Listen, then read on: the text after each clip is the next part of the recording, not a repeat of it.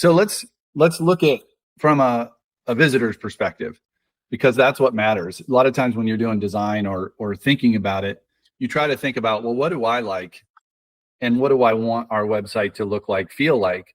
But kind of hint, hint, people buy from people they relate to.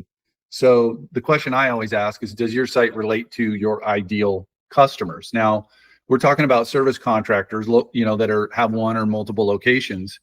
And what we know over time is when visitors go to a website or they're looking at hiring a service contractor of varying types, could be a landscaper, could be a roofer, could be an HVAC company or an electrician.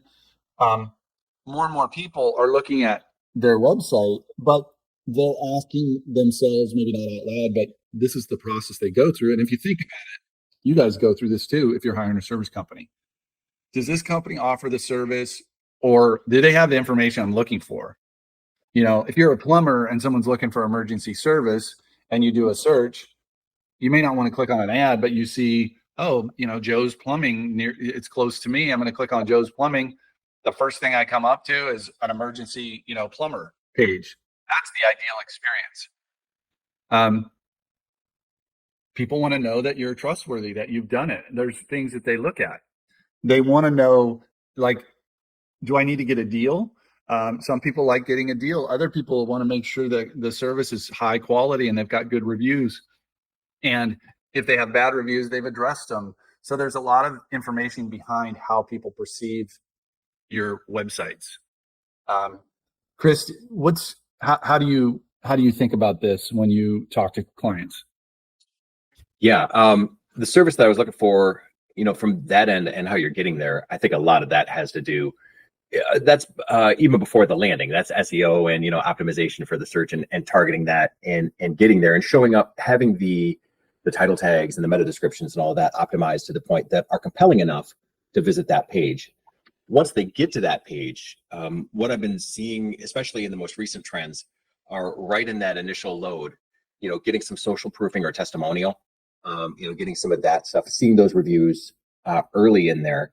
And then really prominent, clear calls to action that have some sort of value association with it, whether it's a free consultation or, instant quote, something that's, compelling in that language that offers not just the service, but, communicates to the audience exactly what you're trying to send, which is, what you're trying to offer them, and that you have the credentials and the expertise to do it well, and give them a reason to select you as opposed to anybody else, and not hit that back button and go back to Google and keep searching, that they're going to click through and engage. So, Alessandro, as you listen to Chris talk about the things that he kind of recommends or sees as working well in the space, from a designer's perspective, how do you take what he's saying and make sure it gets into a good design? Yeah, I mean, I think that, when we talk about design, you think about it first from a UX perspective, from a user experience perspective. And that's really what we're talking about, right? Like, what is the user's experience? When we know that you have like a roughly 3 to 6 second window, when someone finally lands on your site, whether they're on mobile or desktop, does it do the job? Is it clean enough? Is it clear enough? Are the value propositions really clear that are there?